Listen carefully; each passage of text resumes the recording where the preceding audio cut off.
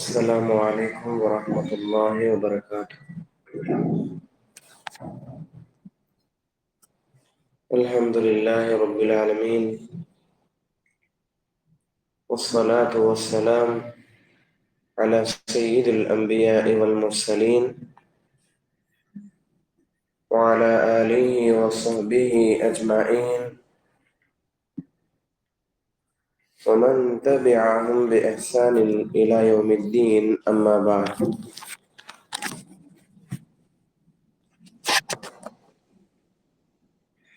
محترم حضرات اور باقی سامعین اور ماں اور بہنوں، اللہ سبحانہ و تعالیٰ کا شکر و احسان ہے کہ ہم سب اللہ کے فضل و کرم سے عظیم کتاب شرح و کشف الشبہات اللہ کے فضل و کرم سے ہم سن رہے تھے۔ اللہ سبحانہ و تعالیٰ سے دعا بھی ہے کہ اللہ سبحانہ و تعالیٰ ہم سب کو اس میں جو بھی سنتے ہیں اور فکر کے ساتھ سننے کی اور ان باتوں کو اچھے سے عمل کرنے کی توفیق نصیب فرمائے، آمین۔ اور جو بھی اپنے اوقات کو اللہ کے لیے قربان کرنے کی نیت سے اللہ کے لیے تھوڑا دین سیکھنے کے لیے بیٹھے ہیں، اللہ ہم سب کے اوپر رحم فرمائے، ہم سب کی مغفرت فرمائے، ہم سب کو ہمیشہ اللہ کا شکر کرنے اور جو بھی مصیبت پہنچی اس پر صبر کرنے، جب بھی ہم کوئی غلطی کرتے اس خطا پر، اس گناہ پر، ہمیں فوراً اللہ سے توبہ کر کے حق بات کے طرف رجوع کرنے والے ہونے کی توفیق نصیب فرمائے، آمین۔ محترم حضرات، پچھلے درس میں ہم نے سنا ہے مشرکین اور کفار جو عرب میں اللہ کے نبی کے وقت تھے، وہ بھی کلمہ لا الہ الا اللہ کے معنی کو اچھے سے جانتے تھے، اسی لیے وہ لوگ ربوبیت پر ایمان لائے، لیکن الوہیت کے اوپر اور کلمہ لا الہ الا اللہ کے اوپر ایمان نہیں لائے، اس لیے کہ ان کو پتا تھا اگر کلمہ ہم پڑھ لیے تو باقی جتنے بھی معبود ہیں جن کی وہ عبادت کرتے ہیں ان سب کو چھوڑنا پڑے گا۔ لیکن افسوس کی بات ہے، ہم بھی مسلمان ہیں کہنے والے، کلمے کو پڑھنے والے، اس کی معرفت نہ ہونے کی وجہ سے اللہ سبحانہ و تعالیٰ کی کلمے میں جو صحیح معنی ہے اس سے جاہل ہے، اس سے واقف نہیں ہے، اور اسی لیے وہ لوگ شرک و بدعت جیسی گمراہیوں میں پڑے ہوئے ہیں۔ بہرحال اللہ خیر فرمائے، کم از کم ہم لوگوں کو تو بھی سیکھ کے سمجھنے کی اور ان باتوں پہ عمل کرنے کی توفیق نصیب فرمائے۔ آج کے درس میں ایک نیا متن ہے۔ متن میں شیخ الاسلام امام محمد ابن عبد الوہاب رحمہ اللہ فرماتے ہیں، اذا عرفت ما ذکرت لك معرفت قلب وعرفت الشرك بالله الذي قال الله فيها ان الله لا يغفر ان يشرك به ويغفر ما دون ذلك لمن يشاء، سورہ نساء۔ جب آپ سب نے ان تفصیلات کو جان لیا ہے کہ توحید کیا ہے، اس کی تعریف کیا ہے، توحید کے اقسام کیا ہے، ان کے دلائل کیا ہے، اور توحید کا صحیح معنی کیا ہے اور غلط معنی کیا ہے، ان سب چیزوں کی تفصیل سمجھ لیے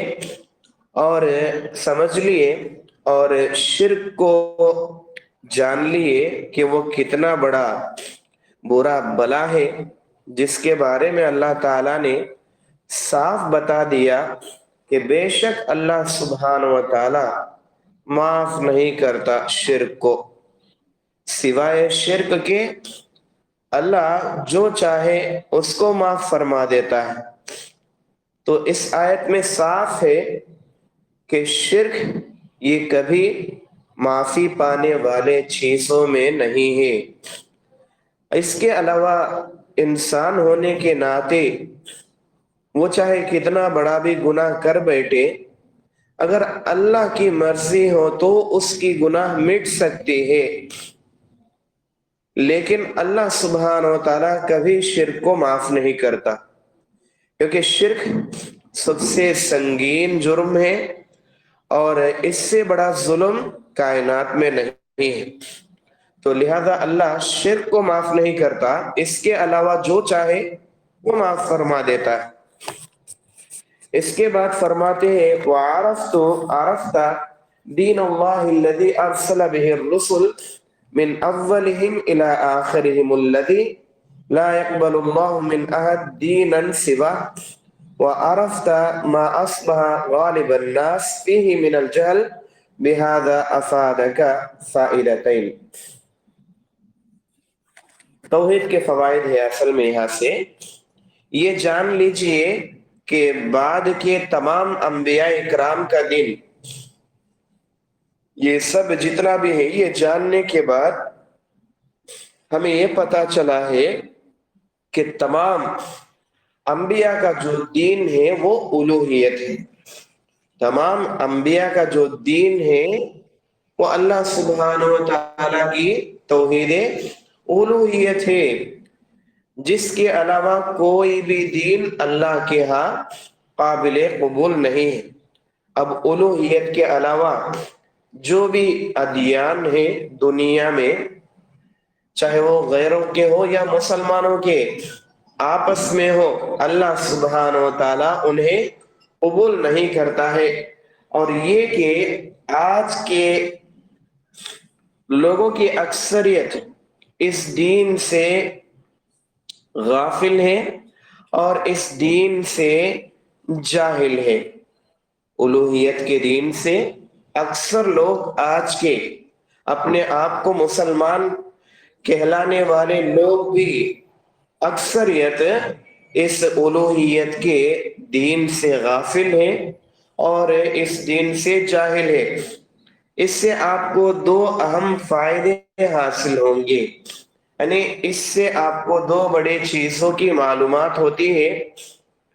پہلی چیز آپ کو جو نصیب ہونے والی ہے وہ اللہ سبحانہ و تعالیٰ کے فضل اور رحمت پر خوشی، کہ اللہ نے ہمیں یہ توفیق دیا کہ ہم الحمدللہ ان چیزوں کو اچھے سے سمجھ پائیں، ورنہ دنیا میں اتنے ہیں، ان سب میں اللہ نے ہمیں الوہیت کی معرفت نصیب فرمائی۔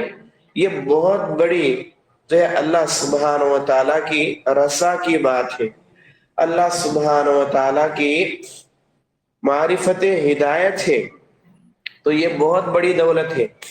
سورہ یونس میں اللہ سبحانہ و تعالیٰ فرماتے ہیں، قل آپ کہہ دیجئے، بفضل اللہ اللہ کے فضل سے، وبرحمتہ اور اس کے رحمت سے، فبذلک فلیفرحوا اللہ سبحانہ و تعالیٰ کے فضل اور اس کی رحمت پر ان کو خوشی ہونا چاہیے۔ اللہ نے ان پر فضل کیا، ان پر رحم کیا، ان کو خوشی ظاہر کرنی چاہیے۔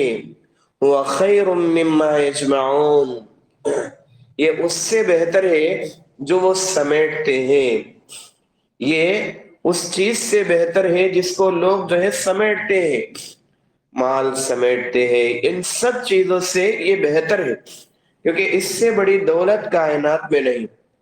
ہدایت ایک انسان کے لیے ویسے ہے جیسا انسان کے لیے سانس ہے، جیسا انسان کے نعمتیں ہیں، آنکھ، کانوں کا سننا، زبان کا بات کرنا، اس طرح یہ سب نہیں تو بھی انسان نقصان میں نہیں، لیکن ہدایت حاصل نہیں تو یہ ہمیشہ کے نقصان میں۔ تو یہ بہت بڑی بات ہے کہ اللہ نے ہم پر رحم کیا، ہمیں الوہیت کا دین سیکھنے کا توفیق دیا، اس کی معرفت حاصل کرنے کا توفیق دیا۔ یہ بہت بڑی اللہ کی فضل اور رحمت پر خوشی کا اظہار ہے۔ اور دوسرا ہے اللہ تعالیٰ کا خوف اور ڈر بھی اس میں اچھے سے معلوم ہوتا ہے اور بندہ گناہوں سے بچتا ہے۔ جیسا کہ فرماتے ہیں اللہ تعالیٰ کا خوف اس وقت اور زیادہ ہوگا جب انسان راہ نجات کی جستجو میں مزید بڑھ جائے گا، جب آپ یہ جان لیں گے کہ بسا اوقات انسان کے منہ سے نکلا ہوا ایک لفظ اسے کفر تک پہنچا دیتا ہے، کبھی تو اس کے منہ سے نادانی اور جہالت میں یہ لفظ نکل جاتا ہے، لیکن جہالت کی وجہ سے وہ معذور نہیں سمجھا جائے گا۔ دوسرا کیا ہے، انسان کے لیے گناہوں سے بچنے کا عظیم موقع ملتا ہے، کیونکہ اس کو اللہ سبحانہ و تعالیٰ کی معرفت حاصل ہوتی ہے، اس کے عبادات کی معرفت حاصل ہوتی ہے۔ عبادت مطلب صرف نیکی کرنا ہی نہیں، گناہوں سے جن کا اللہ نے اور اس کے رسول نے منع کیا ہے ان سے بچنا بھی عبادت ہے، تو نیکی کی طرف آگے بڑھنے کا توفیق ملتا ہدایت کے ساتھ، اور گناہوں سے بچنے کی یہ بھی توفیق ملتی ہے۔ لیکن انسان کو خاص کر اپنے زبان کو قابو میں رکھنا ہے، کیونکہ کبھی کبھی چھوٹے چھوٹے الفاظ انسان کو کفر تک لے جاتی ہے، اور چھوٹے چھوٹے غلطیاں کفر تک پہنچا دیتی ہے۔ اس لیے اپنے زبان کو لگام دے، اپنے جسم کے اعضاء کو قابو میں رکھے، کبھی سوچ سمجھ کر وہ ایسی بات بول دیتا ہے کہ شاید یہ چیز اسے اللہ سے قریب کر دے، جیسا کہ مشرکین کا عقیدہ تھا۔ اس سلسلے میں خاص طور پر موسیٰ علیہ السلام کی قوم کا واقعہ سامنے رکھے کہ انہوں نے علم و فضل اور صلاح اور تقوی کے باوجود موسیٰ علیہ السلام سے یہ مطالبہ کیا۔ کیا مطالبہ کیا؟ اجعل لنا آلہہ کما لہم آلہہ۔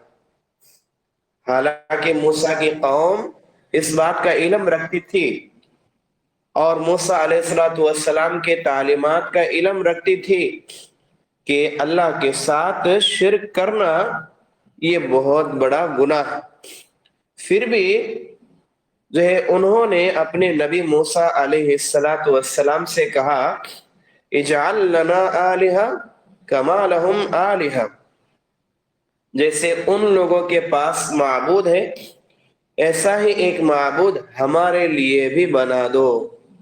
تو لہذا انسان بسا اوقات ایسی بات کرتا ہے جس بات کی وجہ سے وہ کفر میں داخل ہو جاتا، اور کبھی کبھی ایسی بات بھی انسان کر دیتا ہے جس سے وہ ہمیشہ کے لیے کامیاب ہو جاتا۔ بہرحال انسان کو اپنے زبان کو قابو میں رکھنا، اپنے جسم کے اعضاء کو، اپنے شرمگاہ کو حفاظت کرنا یہ لازمی ہے۔ یہ جو بھی عبارت ہم نے سنا ہے یہ شیخ الاسلام امام محمد ابن عبد الوہاب رحمہ اللہ کی عبارت ہے، متن کا حصہ ہے۔ یہاں سے شیخ محمد بن صالح العثیمین رحمہ اللہ کی تفسیر آ رہی ہے۔ اللہ سبحانہ و تعالیٰ نے جو آیت سورہ نساء میں پیش کی اس کو شیخ الاسلام نے پہلے میں بتایا ہے، اب اس کی تفسیر کرتے ہوئے فرماتے ہیں یہ آیت کریمہ صرف شرک اکبر کے لیے خاص ہے، یا اس میں چھوٹے اور بڑے ہر شرک کا تذکرہ ہے، کیونکہ اللہ نے صاف بتایا کہ بے شک اللہ سبحانہ و تعالی سوائے شرک کے جسے چاہے اللہ معاف کر دیتا ہے، لیکن شرک اس کو اللہ معاف نہیں کرتا۔ یہاں جو شرک ہے کیا یہ بڑا شرک ہے یا چھوٹا شرک ہے، یعنی شرک کبیرہ شرک ہے یا صغیرہ شرک ہے، اس کے بارے میں علماء کے مختلف جو ہے رائے ہے۔ پہلے کے لوگ یہ کہتے ہیں کہ یہ آیت ہر شرک کے لیے ہے۔ مثال کے طور پر غیر اللہ کی قسم کھانے والے کے بھی بخشش نہ ہوگی، اور غیر اللہ پر قسم کھانا کیا ہے؟ یہ صغائر میں سے ہے، لیکن جو ہے اس سے بھی یہاں شامل ہے آیت میں بول کے پہلے کے قول کے لوگ کہتے ہیں، جیسا کہ غیر اللہ پر قسم مطلب باپ پر قسم، ماں پر قسم، دوست پر قسم یا کسی اور پر قسم اللہ کو چھوڑ کے یہ شرک ہے۔ جیسا کہ اللہ سبحانہ و تعالیٰ کے نبی صلی اللہ علیہ وسلم فرماتے ہیں من حلف بغیر اللہ فقد اشرک، جس نے اللہ کے علاوہ کسی غیر اللہ پر قسم کھائی تو اس نے اللہ کے ساتھ کیا کیا؟ شرک کیا۔ لیکن یہاں یہ بتایا نہیں گیا کہ یہ بڑا شرک ہے یا چھوٹا شرک۔ تفسیر میں علماء کرام بتاتے ہیں یہ چھوٹا شرک ہے، لیکن شرک شرک ہوتا ہے، یاد رکھ لیجئے۔ اور یہاں پر پہلے قول کے علماء کے مطابق ہر قسم کا شرک داخل ہے کہتے ہیں، اور بتاتے ہیں کہ قسم کھانا اللہ کے علاوہ کسی اور کے اوپر، اس سے بھی اللہ کی بخشش نہیں ہوتی۔ اللہ اسے کچھ بھی معاف کر سکتا ہے لیکن اسے بھی معاف نہیں کرتا، اس طرح کا قول ہے۔ دوسرے طرف یہ آیت، دوسرے طرف کے علماء، بعض علماء یہ بھی کہنے والے ہیں کہ یہ آیت صرف شرک اکبر کے متعلق ہے جس کے مرتکب کی بخشش نہ ہوگی، کیونکہ جو شرک اصغر میں ہے اگر وہ توبہ کرتا ہے تو اچھی بات ہے، اس کی جو ہے بخشش ہو سکتی ہے، لیکن شرک اکبر انسان ہے، اب وہ جب تک جو ہے واپس نہیں آتا تب تک اس کی بخشش نہیں ہے، جب تک جو ہے وہ کلمہ نہیں پڑھتا توبہ کر کے واپس نہیں آتا تب تک اس کے لیے کوئی مغفرت نہیں ہے۔ تو دوسرے قول کے مطابق سے یہ آیت صرف شرک اکبر کے متعلق ہے جس کے مرتکب کی کبھی کوئی بخشش نہیں ہوئی ہے، یہ بتاتے ہیں۔ بہرحال ان دونوں اقوال کے بارے میں امام ابن تیمیہ رحمہ اللہ سے جو ہے سوال کیا گیا تو انہوں نے دونوں جو ہے اقوال کو نقل کیا ہے، بتایا ہے۔ بہرحال ہر طرح کے شرک سے بچنا، شیخ محمد فرماتے ہیں بہرحال ہر طرح کے شرک سے بچنا چاہیے، کیونکہ اس آیت کریمہ میں شرک کو بڑے یا چھوٹے کے ساتھ خاص نہیں کیا گیا، لہذا اس طرح کے جو بھی چھوٹے سے شرک سے بھی ہمیں ہمیشہ بچتے رہنا چاہیے۔ اور آگے بتاتے ہیں ہمارے موقف کے مطابق بھی اس آیت میں دونوں شرک مراد ہے، چاہے شرک اکبر ہو چاہے شرک اصغر ہو، دونوں کے لیے کوئی معافی نہیں ہے جب تک جو ہے وہ اللہ سے معافی نہ مانگے۔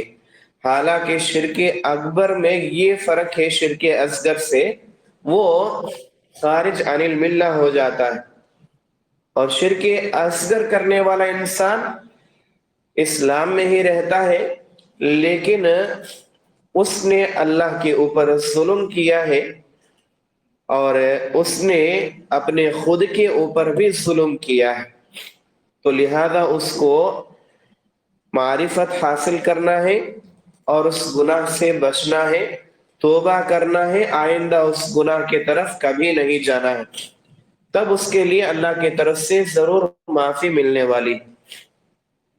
بہرحال اس کے بعد بتاتے ہیں شیخ محمد دین سے مراد کیا ہے۔ دین سے مراد کیا ہے؟ صاف ہے، دین سے مراد عبادت ہے۔ کیا ہے؟ دین سے مراد عبادت ہے، صاف بات ہے۔ اللہ تعالیٰ کسی سے بھی دین الہی کے علاوہ، جی ہم سن رہے تھے، اللہ کے پاس اسلام کے علاوہ دوسرا کوئی بھی دین قابل قبول نہیں، جیسا کہ اللہ نے سورہ آل عمران کی آیت میں صاف بتا دیا ہے۔ شیخ محمد آگے فرماتے ہیں، لا الہ الا اللہ سے لا علمی کا نتیجہ یہ ہے کہ انسان یہ سب جرائم کرنے کے باوجود اسلام کا دعوے دار جو ہے ہوتا ہے۔ کیا ہے؟ لا الہ الا اللہ سے علم نہیں ہے انسان کو، اس کی وجہ سے انسان یہ سب جرائم کرتا ہے۔ اللہ کے علاوہ کسی اور کے لیے اللہ کو شریک کرتے ہوئے عبادت کرنا، اس طرح کی تمام اللہ کے بجائے دوسروں کے نام پر جانور ذبح کرنا، اور اسی طرح دوسروں کے اوپر جو ہے کامیابی کا بھروسہ کرنا اور نقصان سے بچنے کا ارادہ کرنا، یہ سب چیزیں، یہ سب کرتے ہوئے بھی انسان اپنے آپ کو مسلمان سمجھتا ہے، حالانکہ لا الہ الا اللہ کا معنی یہ نہیں ہے۔ لا الہ الا اللہ کا معنی یہ ہے کہ اللہ کے علاوہ اور کوئی سچا معبود نہیں، تمہاری جو بھی عبادات ہیں سب کے سب اللہ کے حوالے کرے، اکیلے اللہ کے حوالے کرے، اور اس کے علاوہ جتنے بھی معبود ہیں ان کو جھوٹا سمجھے، ان کا انکار کرے۔ یہ ہے لا الہ الا اللہ کا معنی۔ ورنہ کئی سارے لوگ لا الہ الا اللہ تو بار بار پڑھتے رہتے، اس کا علم نہ ہونے کے نتیجے میں وہ لوگ اللہ کے ساتھ جو ہے مردوں کی عبادت کرتے ہیں، اسی طرح دوسرے چیزوں کی عبادت کرتے ہیں، ملائکہ کی، اولیاء کی وغیرہ کی۔ اس وجہ سے ہم سب کے اوپر لازم ہے لا الہ الا اللہ کی معرفت حاصل کریں، اس سے ہی ہماری الوہیت صحیح ہو سکتی ہے۔ بہرحال یہاں پر دو فوائد بتاتے ہیں شیخ محمد، جو بھی گزر چکا ہے ان عقائد کے مسائل سے واقفیت دراصل فضل الہی پر مشتمل ایسی عظیم الشان خوشی ہے جس سے انسان کو اللہ تعالیٰ کے پسندیدہ کاموں کا علم ہوتا ہے اور عبادت کا سلیقہ آتا ہے۔ اس کا مطلب یہ ہے، شیخ فرماتے ہیں حفظہ اللہ رحمہ اللہ، کہ یہ جو عقائد ہے، غلط عقائد، ان کے بارے میں علم جاننے سے ہمارے اوپر اللہ کی فضل ہوتی ہے اور اللہ سبحانہ و تعالیٰ کی رحمت برستی ہے، جس کے بعد انسان کو نیک اعمال میں معرفت کے ساتھ جو ہے عمل کرنے کا موقع ملتا اور عبادات کو اکیلے اللہ کے حوالے کرنے کی توفیق ملتی اور انسان کو گناہوں سے بچنے کا موقع ملتا۔ اور دوسرا ہے فائدہ، دوسری خوشی اس خطرناک جرم کی لا علمی سے نجات کی صورت میں حاصل ہوتی ہے۔ یعنی جو خوشی ہے، دوسری خوشی جس کے بارے میں ہم لوگ پہلے پڑھ چکے، اس کے اندر دو چیزیں ہیں بول کے یہاں پر شیخ محمد نے تفسیر میں بتایا ہے۔ ایک تو اللہ تعالیٰ کے فضل و رحمت پر خوشی، دوسرا اللہ تعالیٰ کا خوف حاصل ہوتا ہے، اللہ سبحانہ و تعالیٰ کا ڈر حاصل ہوتا ہے، جس سے وہ غلطی سے بچ جاتا ہے۔ اس کے بارے میں فرماتے ہیں دوسری خوشی اس خطرناک جرم کی جو لا علمی ہے انسان کے اندر، اس سے بچنے کی نجات مل جاتی ہے انسان کو اس کے بارے میں جاننے سے، کیا صحیح ہے کیا غلط ہے، ان دونوں چیزوں کے بارے میں جاننے سے۔ اور یہی مفہوم اللہ کے نبی صلی اللہ علیہ وسلم کی ایک حدیث میں بھی ہے، جیسا کہ اللہ کے نبی صلی اللہ علیہ وسلم کی صحیح البخاری کی روایت ہے، اللہ سبحانہ و تعالیٰ کے پیارے نبی صلی اللہ علیہ وسلم بیان فرماتے ہیں، روزے دار کو دو قسم کی خوشیاں ملتی ہیں۔ ہمیں یہاں پر توحید کے الوہیت کے باب میں دو عظیم فوائد کے بارے میں بتائے، جیسا اللہ کے نبی نے فوائد بتائے ہیں روزے کے دو طرح کی خوشیوں کی۔ کیا ہے؟ ایک تو روزے دار کو دو قسم کی خوشیاں ملتی ہیں، ایک تو خوشی افطاری کے وقت ملتی ہے، اور دوسری خوشی اللہ کے پاس جا کر ملنے کے بعد حشر کے میدان میں ملتی ہے۔ ایک تو روزہ پورا ہونا کا خوشی، ایک تو بدلے کے دن بہترین جزا کی وجہ سے خوشی۔ اسی طرح یہ جو توحید الوہیت ہے اس کے اندر دو خوشیوں کا تذکرہ شیخ محمد فرماتے ہیں۔ بہرحال یہاں سے مسئلہ بدلتا ہے، لا علمی عذر نہیں اس کے بارے میں۔ ہمیں معلوم نہیں، ہم نے کفر کر لیا، ہم نے شرک کر لیا، ہم نے بدعت کا کام کیا، فسق و فجور میں رہا، ایسے لوگوں کے مسائل ہیں، لہذا سب سے غور سے سننے کی نصیحت دی جاتی ہے، کیونکہ یہاں جو مسائل آنے والے ہیں یہ نواقض اسلام میں سے ہے۔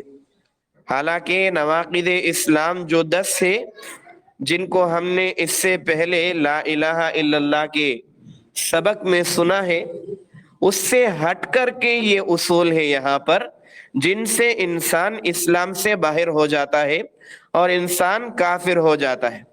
ان چیزوں میں دھیان دینا لازمی ہے، اور ان چیزوں میں تھوڑی سی بھی جہالت انسان کو جو ہے گمراہی کے اندر، فتنوں کے اندر لے جا سکتی ہے، شبہات کو زیادہ کر دیتی ہے، لہذا غور سے سننے کی کوشش کرے۔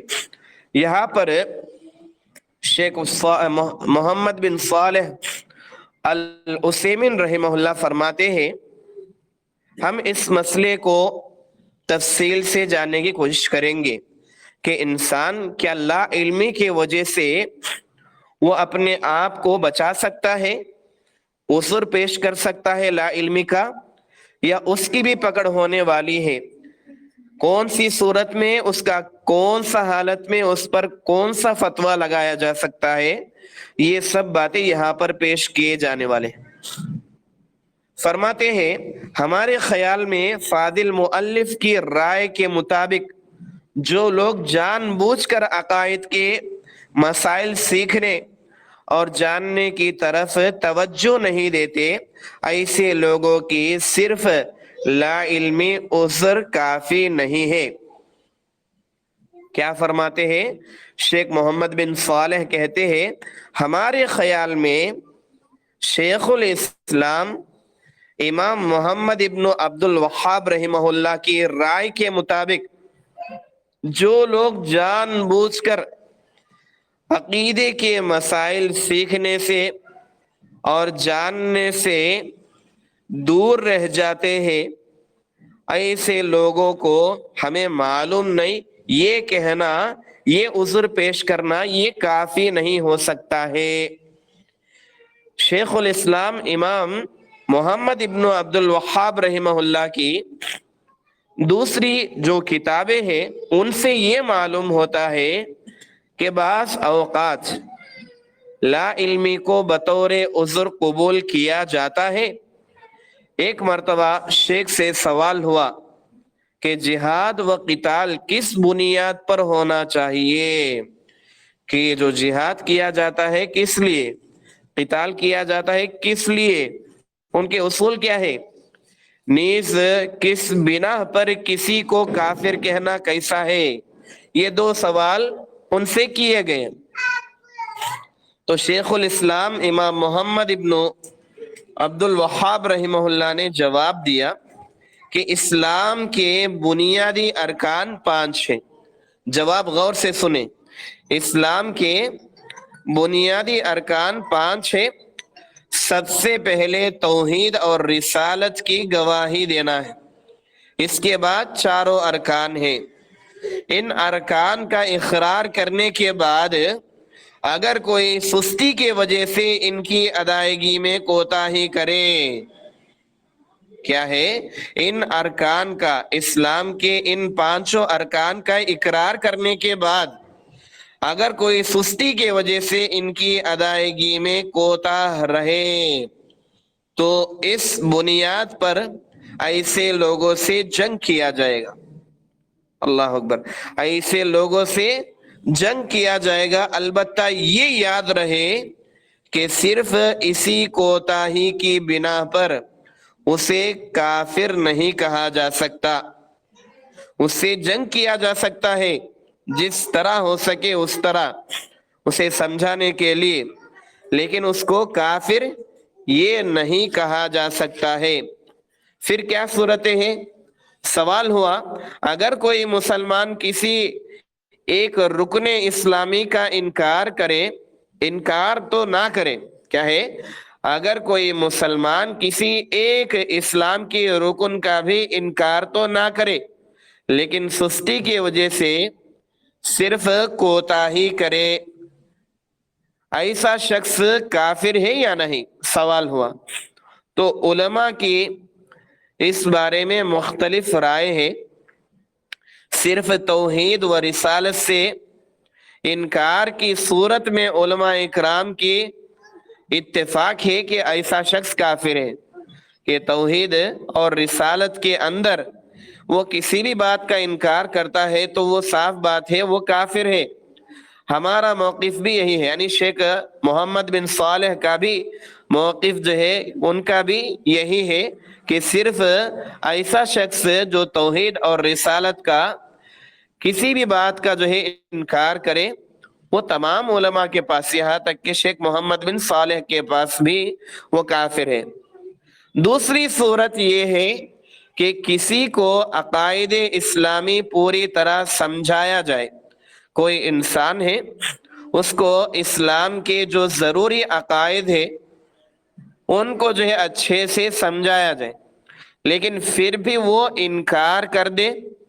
اس مسئلے میں ہمارا موقف اور ہمارے مخالفین کی رائے درجے صورتوں میں سمجھی جا سکتی ہے. یعنی اس صورت میں ایک انسان ہے، اس کو سمجھایا گیا کہ یہ شرک ہے، اس سے بچنا ہے، یہ عقائد ہیں ان کو لازم پکڑنا ہے، ان میں بعض چیزیں ہیں حرام ہیں ان سے دور رہنا ہے. تو یہ سب بیان کیا گیا، سمجھایا گیا اچھے سے، لیکن وہ ان کا سرے سے انکار کرتا ہے. تو ایسے انسان کے بارے میں کیا حکم ہے؟ کیا اس کو کافر کہا جا سکتا ہے یا نہیں؟ اس بارے میں چند مختلف علماء کے اقوال وہ بیان کرتے ہیں. پہلا ہے جسے یہ معلوم ہو جائے کہ اللہ اور اس کے رسول کا دین توحید ہے، نیز اسے یہ بھی سمجھ ہو کہ قبروں، پتھروں اور درختوں کے متعلق جو عام لوگوں کے عقائد ہیں وہ شرک پر مبنی ہے اور ایسے اعمال سے اللہ اور اس کے رسول نے منع فرمایا. پھر یہ جرائم اس قدر سنگین ہے کہ دین الہی کے قیام کے لیے ایسے مجرموں سے جنگ کرنے کا حکم ہے. دوبارہ سنیں. جسے یہ معلوم ہو جائے کہ اللہ اور اس کے رسول کا دین توحید ہے، نیز اسے یہ بھی سمجھ ہو کہ قبروں اور پتھروں اور درختوں کے متعلق جو عام لوگوں کے عقائد ہیں وہ شرک پر مبنی ہے اور ایسے اعمال سے اللہ اور اس کے رسول نے منع فرمایا ہے. پھر یہ جرائم اس قدر سنگین ہے کہ دین الہی کے قیام کے لیے ایسے مجرموں سے جنگ کرنے کا ہمیں حکم دیا گیا ہے. ان تمام باتوں سے واقف آدمی عقائد کے جو مسائل ہیں وہ نہ سیکھتا ہے اور نہ اس کے مطابق اپنے اعمال کی اصلاح کرتا ہے بلکہ وہ شرک پر قائم رہتا ہے تو ایسا شخص کافر ہے. اسی بنا پر اس سے لڑائی کی جائے گی کیونکہ اس نے دین الہی سمجھنے کے باوجود اختیار نہیں کیا، نیز شرک کی قباحت بھی جاننے کے باوجود، شرک کی غلاظت بھی جاننے کے باوجود اس کی زہر کو معلوم کرنے کے باوجود اس سے اجتناب نہ کرنا، شرک سے نہ بچنا، یہ سب جو ہے اسی میں داخل ہے۔ اگرچہ وہ شخص اسلام اور مسلمانوں کو نفرت کی نگاہ سے نہیں دیکھتا، پھر بھی شرک کی معلومات ہونے کے باوجود وہ اس سے نہیں بچتا، بچنے کی کوئی تیاری بھی نہیں کرتا، تو صاف بات ہے وہ کافر ہے۔ اور شرک کو اچھا سمجھ کر لوگوں کے سامنے اس کا اظہار بھی نہیں کرتا، پھر بھی ایسا شخص جو ہے بہت بڑا مجرم ہے۔ اور دوسرا ہے، ایک آدمی توحید کے تقاضوں کو پہچانتا ہے، یعنی توحید کے لیے جن باتوں کی ضرورت ہے ان تمام باتوں کو جانتا ہے اور اسلامی احکام پر عمل پیرا ہے، لیکن دین محمدی کے بعض کاموں کا غلط انداز میں تذکرہ کرتا ہے، غلط جو ہے تعویلات کرتا ہے عقائد کے مسائل میں خاص کر۔ اور جو لوگ بدعتی ہیں، جو لوگ الحاد کا شکار ہو چکے ہیں، جو لوگ گمراہ ہیں، اللہ کے عقائد میں گمراہی پھیلاتے ہیں، ایسے لوگوں کی اگر وہ تعریف کرتا ہے، ایسے لوگوں کی اگر وہ ان کے اچھے صفات کو بیان کرتا ہے، نیز موحد اہل اسلام کو ان گمراہ سے کم تر سمجھتا ہے، یعنی اگر وہ گمراہ لوگوں سے اچھا سوچتا ہے ان کے بارے میں، اور جو توحید پرست ہے ان کو گمراہ لوگوں کی مخالفت کی وجہ سے نفرت کرتا ہے، ان کو برا سمجھتا ہے، ایسا شخص پہلے کی نسبت زیادہ بدتر انسان ہے۔ ایسا شخص اس سے پہلے جو لوگ بیان کیے ان سے بھی زیادہ بدتر انسان ہے۔ اللہ تعالیٰ ایسے لوگوں کے بارے میں فرماتے ہیں، فَلَمَّا جَاءَهُمْ مَا عَرَفُوا كَفَرُوا بِهِ فَلَعْنَةُ اللَّهِ عَلَى الْكَافِرِينَ فَلَمَّا جَاءَهُمْ مَا عَرَفُوا كَفَرُوا بِهِ فَلَعْنَةُ اللَّهِ عَلَى الْكَافِرِينَ۔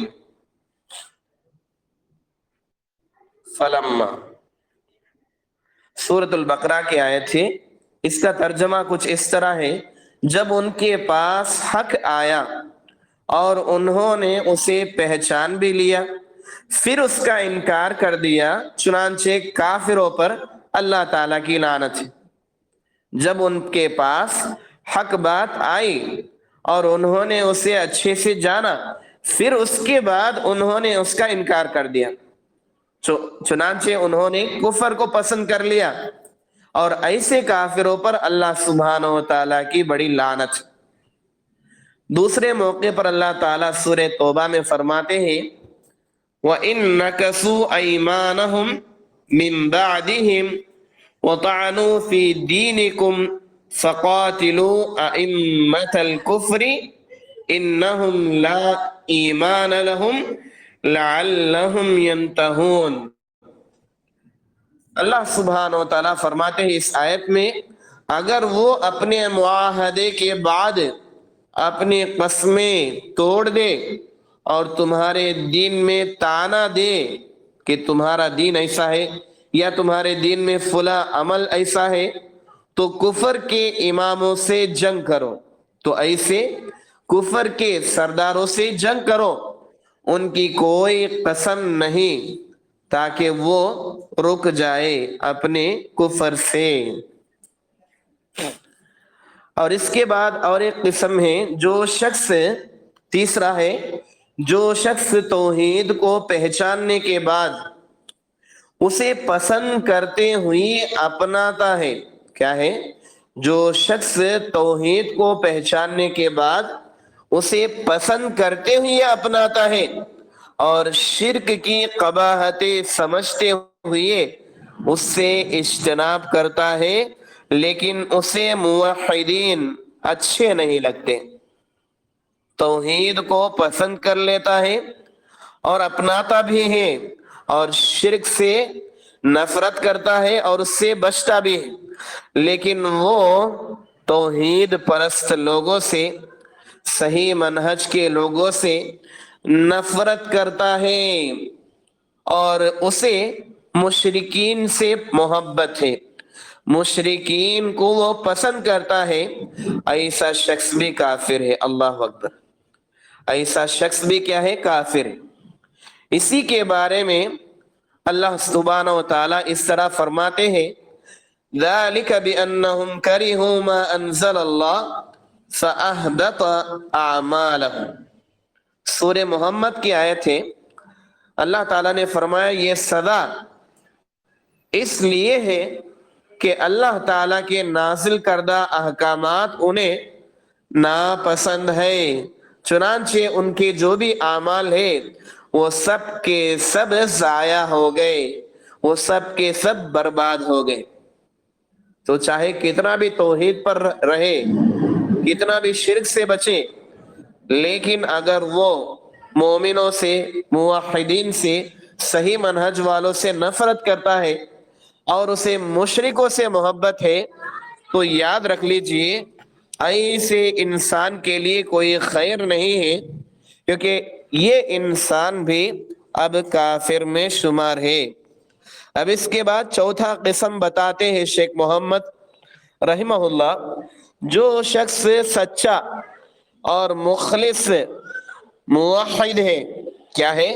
جو شخص صحیح میں سچا اور اخلاص کے ساتھ جو ہے اللہ کی توحید پر چلنے والا موحد ہے، لیکن اس کے ملک کی اکثریت مشرک ہے، لیکن اس کے ملک کی اکثریت یہ مشرک ہے، اور وہ موحدین سے جنگ کرنے پر آمادہ ہے۔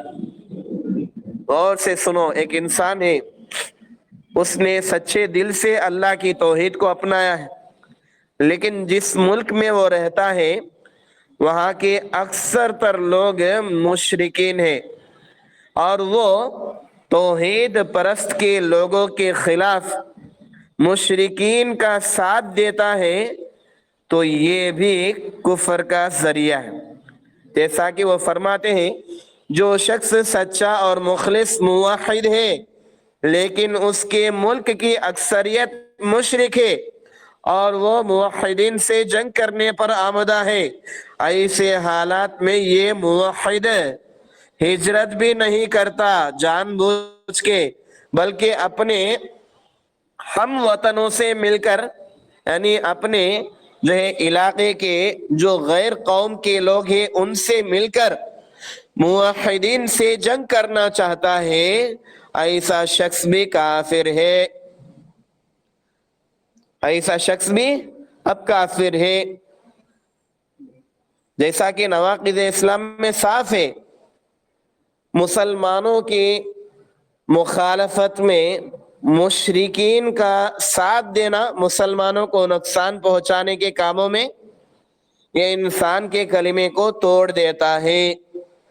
وہ چاہے اپنے آپ کو مسلمان سمجھے لیکن وہ اسلام سے خارج ہے، اگر چاہے کہ وہ دین پر کتنا ہی اچھا عمل کرنے والے لوگ بھی ہوں۔ بہرحال دوسرا آدمی جسے ارکان اسلام ترک کرنے، گناہ کبیرہ کے ارتکاب، یہاں تک کہ مسلمانوں کے خلاف جنگی حمایت، ساتھ پر اس کا جو ہے قدر مجبور، اس پر مجبور کیا جائے، لیکن یہ اس سرزمین کو چھوڑنے پر آمادہ نہ ہو بلکہ انہی کے ساتھ رہنے اور ایسا سب کچھ کرنے کو تیار ہے، تو یہ بھی کافر ہے۔ کیا ہے؟ دوسرا آدمی جسے ارکان اسلام ترک کرنے، گناہ کبیرہ کے ارتکاب، حتیٰ کہ مسلمانوں کے خلاف جنگی حمایت، ساتھ دینے پر اس قدر مجبور کیا جائے لوگوں کی طرف سے، لیکن وہ جان بوجھ کر نہیں کرا، مجبور کیا گیا، لیکن یہ اس سرزمین کو چھوڑنے پر راضی نہیں ہے، اس زمین کو چھوڑنا وہ چاہتا نہیں ہے بلکہ انہی کے ساتھ رہنا پسند کرتا ہے، اور ایسا سب کچھ کرنے والا انسان، اس کے بارے میں بھی بتایا گیا یہ بھی شخص جو ہے کافر ہے۔ اس بات کی کیا دلیل ہے کہ یہ بھی کافر ہے؟ جیسا کہ اللہ سبحانہ و تعالی سورہ نساء کی 90 پر 1ویں آیت میں صاف بتاتے ہیں۔ کیا بتاتے ہیں اللہ سبحانہ و تعالی؟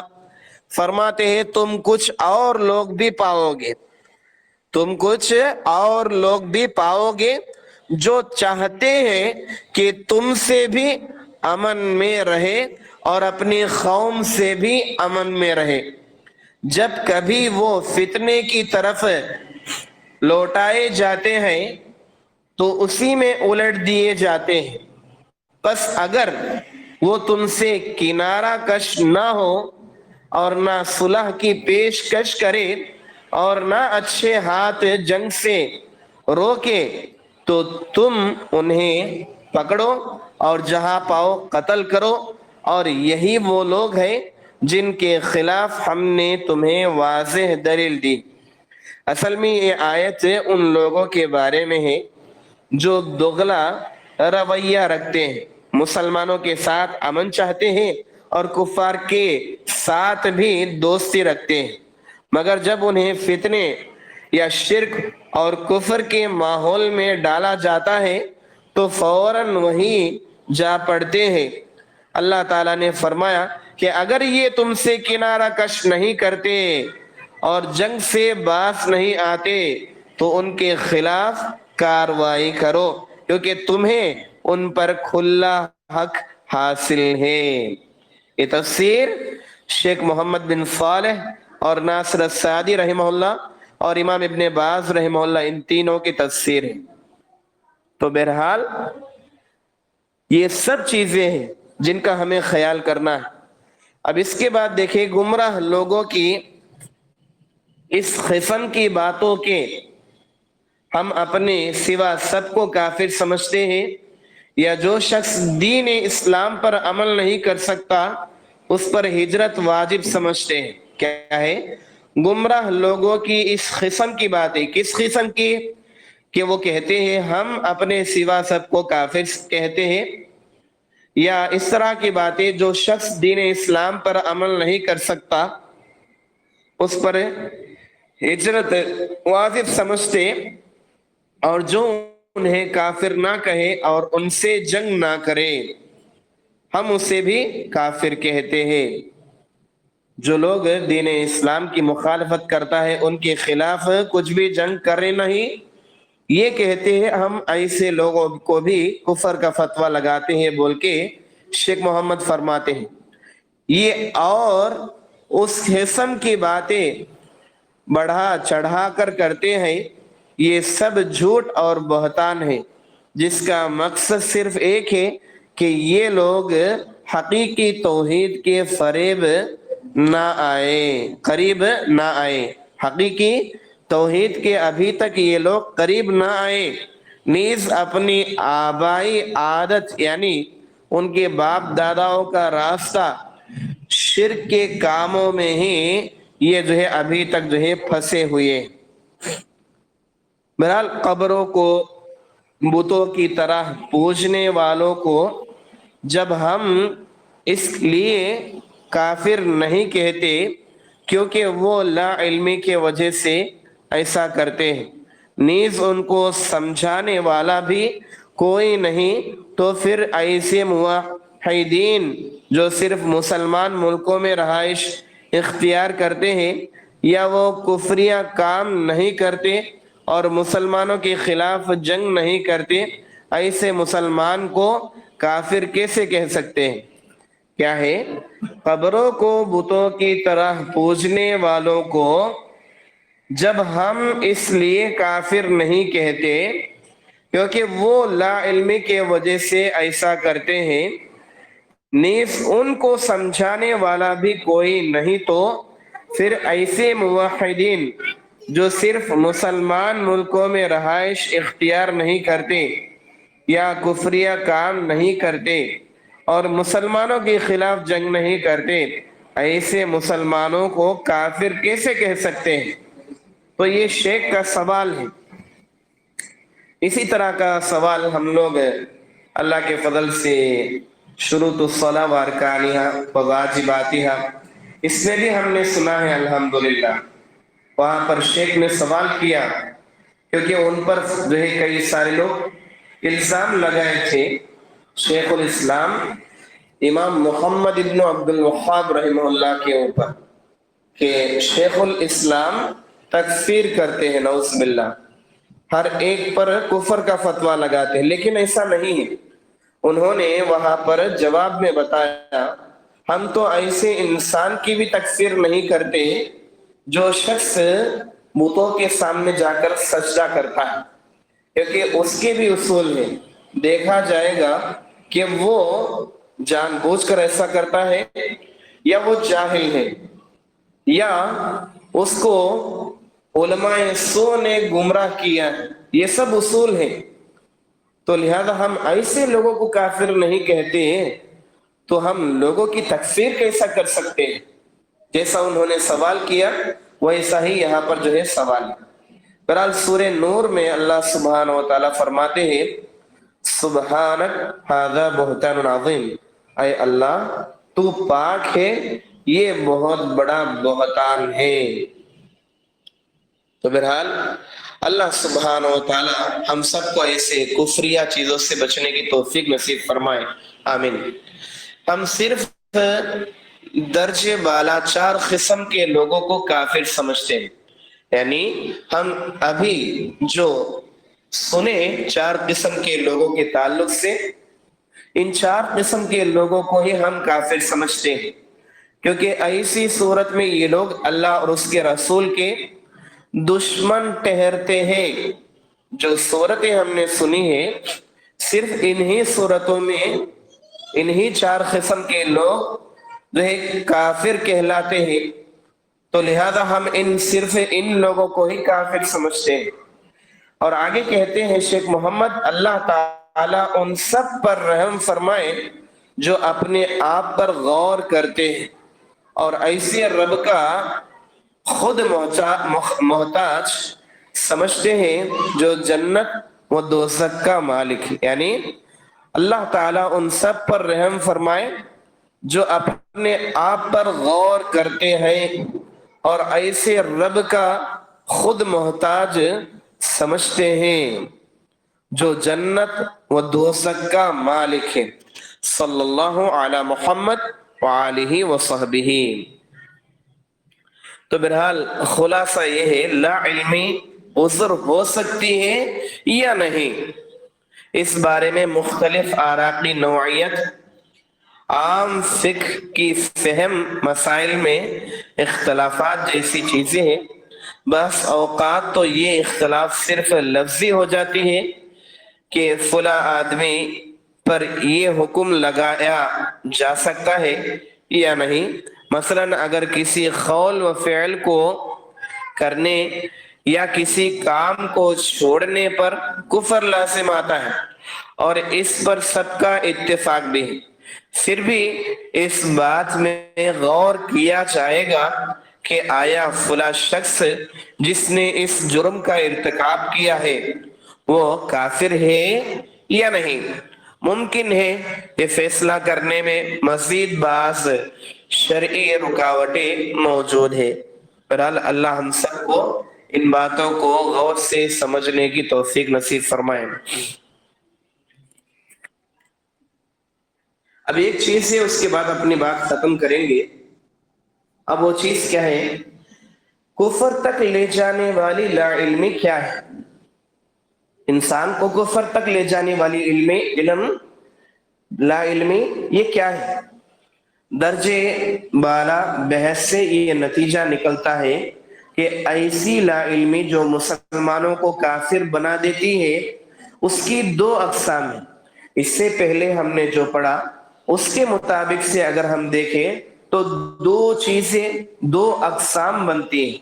پہلا یہ کہ اگر کوئی آدمی اسلام کے علاوہ کسی مذہب کا پیروکار ہے یا وہ بالکل بے دین ہے اور اسے کبھی ایسا خیال تک نہیں گزرا کہ اس کا طرز زندگی مذہب اسلام سے مختلف ہے، تو ایسے شخص پر دنیا میں ظاہری احکام لگائے جائیں گے، جبکہ آخرت کا معاملہ اللہ کے ہاتھ میں ہے، جیسے چاہے وہ عذاب دے،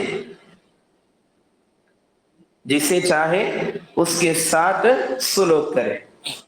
دنیا میں ظاہری احکام سے مراد کفر والے احکام ہیں، کیونکہ وہ مسلمان تو ہے نہیں، اسے مسلمانوں کے ضمن میں کیسے شمار کیا جا سکتا ہے؟ اس لیے اگر کوئی اسلام کو چھوڑ کر دوسرے دین پر ہے تو ظاہر سی بات ہے وہ مسلمان نہیں ہے، اس کو کافر ہی سمجھا جائے گا۔ راجح قول کے مطابق روز قیامت اللہ تعالیٰ ان کاموں کا امتحان لیں گے۔ بہرحال ہمیں یہ تو معلوم ہے کہ انسان کسی گناہ کی وجہ سے ہی جہنم میں جائے گا، جیسا کہ اللہ سبحانہ و تعالیٰ فرماتے ہیں وَلَا يَظْلِمُ رَبُّكَ أَحَدًا، اللہ سبحانہ و تعالیٰ جو ہم سب کا پروردگار ہے وہ کسی کے اوپر ظلم نہیں کرتا۔